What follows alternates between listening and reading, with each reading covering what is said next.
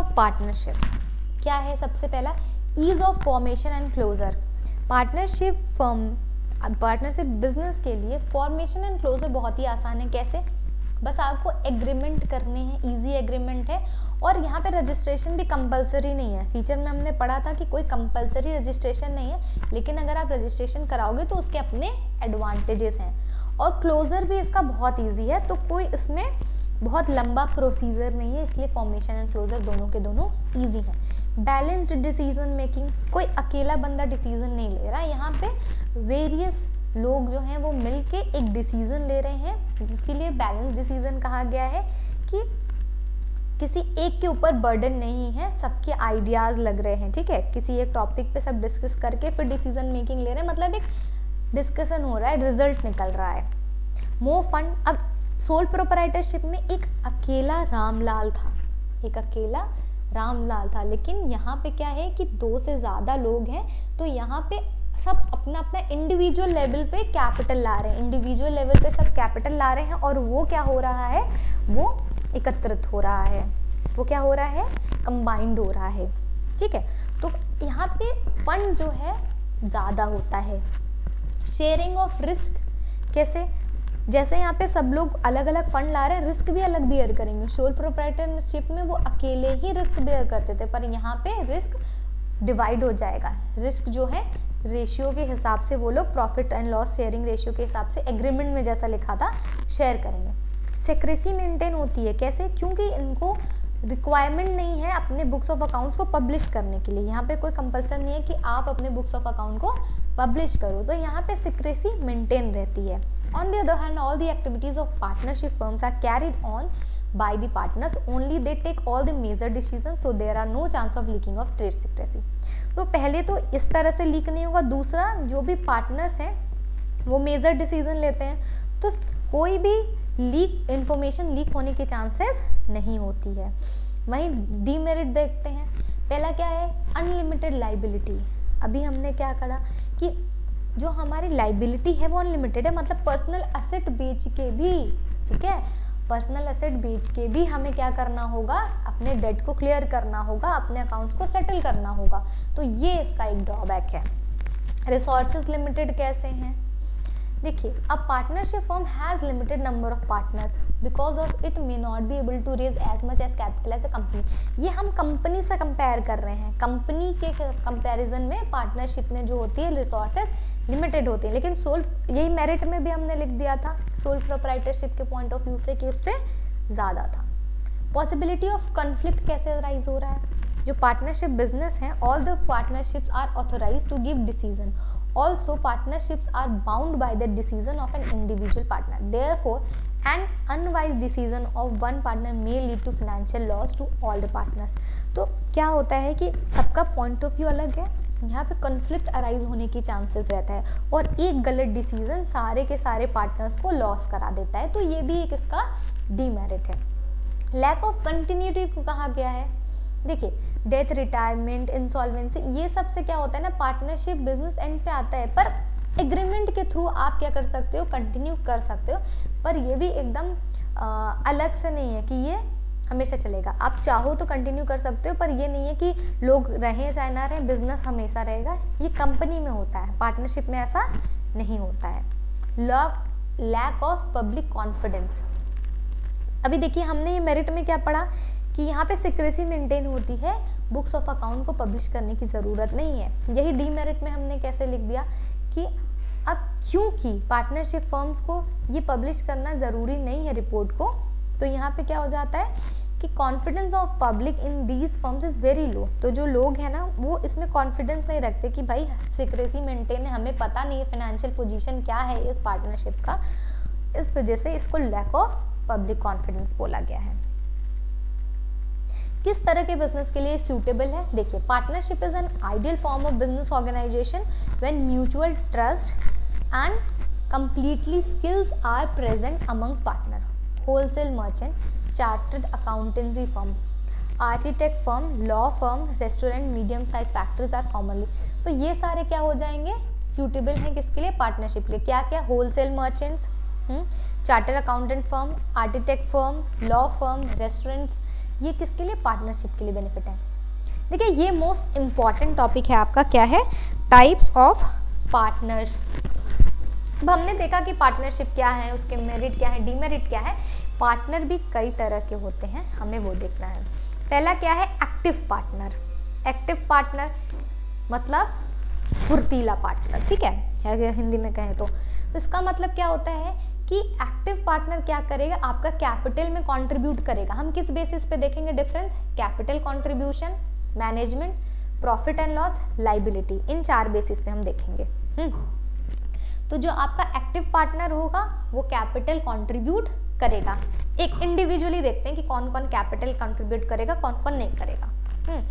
तो active partner क्या करेगा, क्या कैपिटल कंट्रीब्यूट करेगा। An active partner is one who contribute capital to the firm and take actual part is carrying out business of the firm on behalf of the other partner. जी हाँ, ये capital contribution करेगा। क्या sleeping या फिर dominant partner करेगा, sleeping partner contributes capital to firm, ये भी कैपिटल को फर्म में कैपिटल कंट्रीब्यूट करेगा। सीक्रेट पार्टनर जिसके बारे में किसी को पता नहीं है, वो क्या कैपिटल कंट्रीब्यूट करेगा पार्टनरशिप में। A secret partner is one whose association with the firm is unknown to the general public contribute to the capital. General public को नहीं पता है कि ये महाशय हमारे पार्टनर हैं, सीक्रेट है, ये सीक्रेट पार्टनर है, जनरल पब्लिक को नहीं पता लेकिन ये पार्टनर हैं तो कंट्रीब्यूट ये करेंगे। Sleeping partner and active partner देखिए कंट्रीब्यूशन तो करेंगे लेकिन स्लीपिंग पार्टनर काम नहीं करेंगे, मैनेजमेंट में आलसी वाले हैं, लेकिन पार्टनर है तो भाई पैसे कैपिटल लगाएंगे ही लगाएंगे। देखते हैं नॉमिनल पार्टनर का क्या हाल है। Nominal partner is one who allows the use of his her name by a firm but does not capital. ये कैपिटल में कंट्रीब्यूट नहीं करेगा। देखिए नॉमिनल आप नेम से याद कर सकते हो, क्या है, नेम से। तो जो नॉमिनल पार्टनर होता है वो अपने नेम को यूज करने के लिए कहेगा।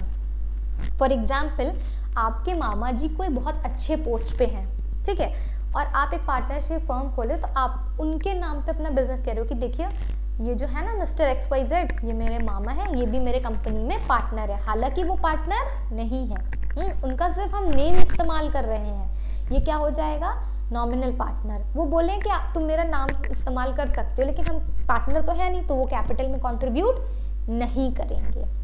पार्टनर बाय स्टॉपल, इसमें क्या होता है कि a person through his her own initiative conduct or behavior gives an impression to others that he she is a partner of the firm, he she does not contribute to capital। ये भी contribute नहीं करते हैं पर इनके behaviour या इनके काम से ऐसा लगता है दूसरों को ये लगता है कि ये भी पार्टनर है, ठीक है। ये क्या इन्होंने ये नहीं कहा कि मैं नाम यूज करूं, इनके खुद के, जैसे अभी देखिए नॉमिनल पार्टनर में क्या था, मैंने अपने मामा जी का नाम यूज किया कि वो इस बिजनेस में पार्टनर है, हालांकि सिर्फ मैं और मेरे जो पार्टनर्स हैं वो पार्टनर है, वो पार्टनर नहीं है। लेकिन पार्टनर बाय स्टॉपल में क्या है ना, जो मेरे मामा जी हैं उन्होंने ऐसा दिखाया अपने बिहेवियर से कि वो इस बिजनेस के, वो इस पार्टनरशिप बिजनेस के पार्ट हैं, ठीक। तो वो पार्टनर बाय स्टॉपल हो जाएगा। अगर कोई अपने हरकतों से, अपने बिहेवियर से, अपने काम से दिखा रहा है कि मैं पार्टनर हूँ जो कि है नहीं, वो क्या हो जाएगा, पार्टनर बाय स्टॉपल। लेकिन किसी ने अपना नाम यूज करने के लिए किया और पार्टनर्स जो है ना पार्टनरशिप बिजनेस के वो यूज कर रहे हैं तो वो नॉमिनल हो जाएगा। एक तीसरा आता है पार्टनर बाय होल्डिंग आउट। ये जो मैंने क्रॉस किया ना, इन लोग कैपिटल में कंट्रीब्यूट नहीं करते हैं इसलिए किया है। A partner by holding out is a person who is not a partner in is a firm but knowingly allows himself herself to be represented as a partner in firm, he she does not contribute to part। तो ये भी contribute नहीं करते हैं, ठीक है।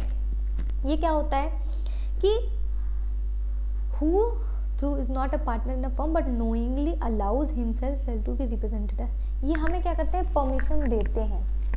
Nominal वाले भी क्या करते हैं, परमिशन देते हैं अपने नाम को यूज करने के लिए, और ये knowingly allow himself herself to represent as a partner in a firm।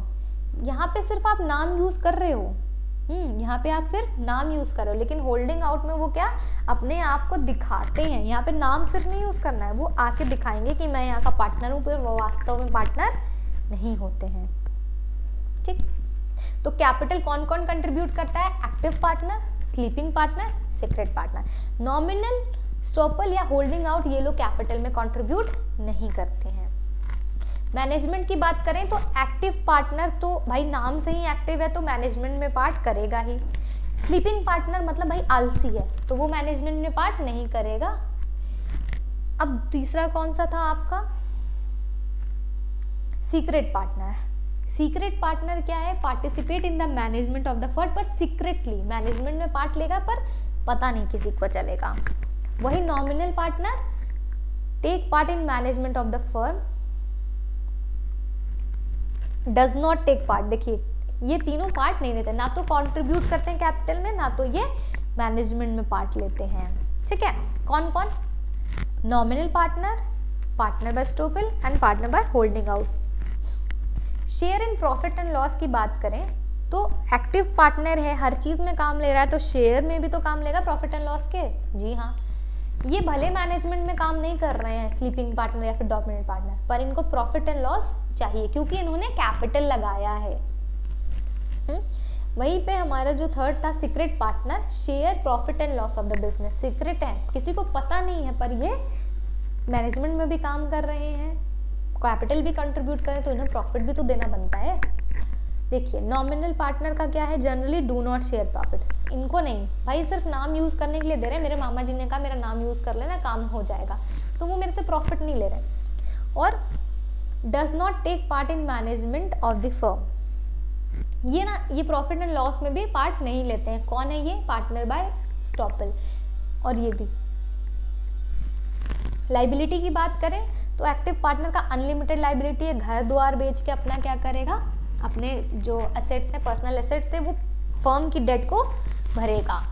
वहीं पे आपका स्लीपिंग पार्टनर भी ऐसा करेगा और ये जो है आपके सीक्रेट पार्टनर वो भी करेंगे क्रेडिटर्स के थ्रू।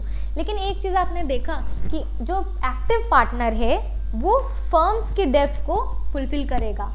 ठीक, unlimited liability to the third parties for the repayment, यहाँ तक तो क्लियर है, तीन हमें क्लियर है, स्लीपिंग वाला, सीक्रेट एंड एक्टिव पार्टनर की, इन तीनों के तो अनलिमिटेड लाइबिलिटीज आएंगे, ये दोनों के क्रेडिटर के थ्रू या फर्म के थ्रू। बट ये कौन सा था, नॉमिनल।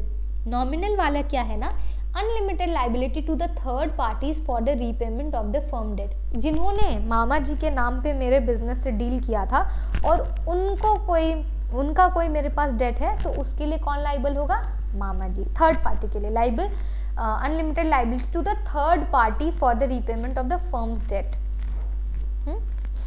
तो किसके लिए लाइबल होंगे, थर्ड पार्टी के लिए। Unlimited liability towards the creditor because in the eyes of the third party they are considered partner.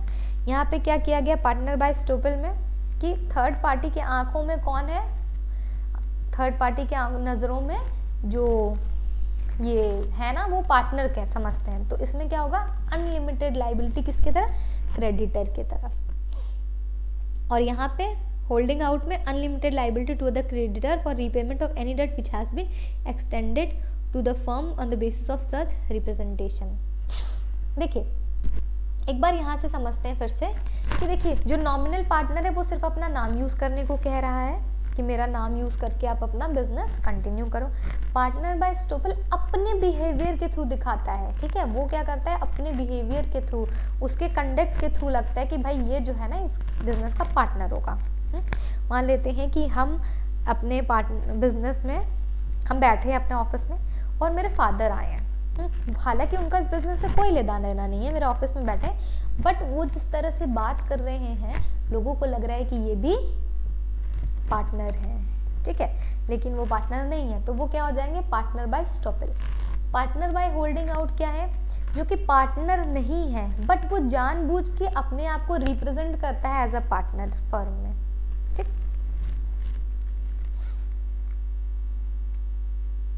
अब देखते हैं पार्टनरशिप के कितने टाइप्स हैं। पहला है classification on the basis of duration, time के बेसिस पे। पहला क्या है, partnership at will and particular partnership. Will आपने समझा है, मर्जी, ठीक है, एक तरह से कह सकते हैं मेरे मर्जी के खिलाफ। तो मर्जी से चलने वाला पार्टनरशिप कैसा होगा, the type of partnership exist at the will of the partner, जितना it can continue as long as the partners want, it is terminated when any partner gives a notice. तो इसमें कोई टाइम पीरियड नहीं है, इसमें क्या है कि हम जब चाहें तब तक हम पार्टनर रहेंगे। मैं और मेरी फ्रेंड 2 लोग पार्टनरशिप में एंटर किए, ठीक है। कुछ टाइम बाद हमें लगा कि ये बिजनेस हमें बंद करना चाहिए, तो पार्टनरशिप एंड पे आ जाएगा, नोटिस दे के हम डिसॉल्व कर देंगे पार्टनरशिप फर्म को। लेकिन पर्टिकुलर पार्टनरशिप क्या है, स्पेसिफाइड टाइम पीरियड वहाँ पे रहता है।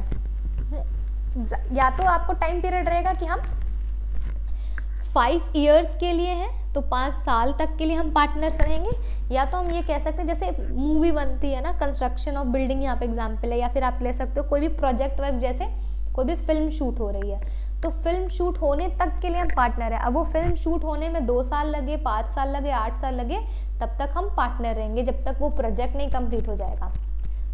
तो क्या यहाँ हमें समझ में आया कि पार्टनरशिप एट विल में मर्जी से जब तक हम चाहें हम पार्टनर हैं। लेकिन पर्टिकुलर पार्टनरशिप में 2 कंडीशन आएंगे, टाइम पीरियड या फिर कोई भी प्रोजेक्ट की बात करेगा। It is dissolve automatically when the purpose for which is form fulfilled. क्या बोल रहा है कि टाइम या तो 5 साल कंप्लीट हो जाए, या तो मेरी फिल्म जो है वो बन के तैयार हो जाए। Classification on the basis of liability. Liability के बेसिस पे क्या है, general partnership and limited partnership. General partnership क्या बोल रहा है कि in general partnership the liability of partner is unlimited and joint. General में पार्टनरशिप की लाइबिलिटी अनलिमिटेड है और जॉइंट है, मतलब सबके मिलके। लेकिन लिमिटेड पार्टनरशिप में क्या है, the liability of at least 1 partner is unlimited whereas other partners are unlimited. Partners are unlimited where other partners have limited liability. मतलब कोई एक होगा जो अनलिमिटेड लाइबिलिटी लेगा, बाकी अदर्स क्या होंगे, वो लिमिटेड लाइबिलिटी होगा। तो हमने क्या देखा, जनरल पार्टनरशिप में सारे के सारे जितने भी पार्टनर्स हैं उनके पास अनलिमिटेड लाइबिलिटी रहती है।